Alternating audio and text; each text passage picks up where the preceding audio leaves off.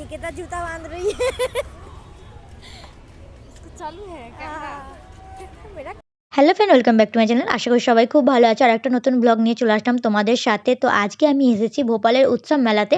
তো আগের বছর আসা হয়নি, তার আগের বছর সবাই মিলে সব বান্ধবীরা মিলে এসেছিলাম। এবছর হচ্ছে আমরা ৩ জন এসেছি।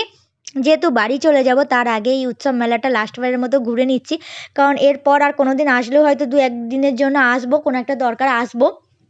বাট সেরকমভাবে তো আর সব কিছু পাবো না। তো এখন যেহেতু সব কিছু পাচ্ছি তো তাই ঘুরে নিচ্ছি। হাতে আর একদম টাইম নেই, খুবই কম সময় রয়েছে, আর মাত্র ২ দিন বাকি রয়েছে। তো তাই জন্য ঘুরে নিচ্ছি।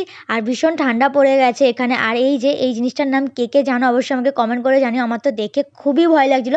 জানি না যারা এর মধ্যে উঠেছিল তাদের কি ফিলিংস হচ্ছিল। আমার তো দেখেই মানে ভীষণই ভয় লাগছিল। তো যাই হোক, এখানের নাগরদোলাগুলো ভীষণ বড় বড় হয় আর ভীষণ ভিড় হয়েছে। আজকে যেহেতু সানডে ছিল তো সানডেতে ভীষণ ভিড় হয়েছে আর ভীষণ মেলা বসেছে। অনেক বড় মেলা হয় এই উৎসব মেলাটা ভোপালের। তো এর আর একটা মেলা হচ্ছে, সেটাতে আমরা কখনো যাইনি। এইটা হচ্ছে সামনে বলে এটাতেই আমরা আসি। তো যাই হোক, আমরা এখন মেলা দেখে খাওয়া দাওয়া করে বাড়ি ফিরবো।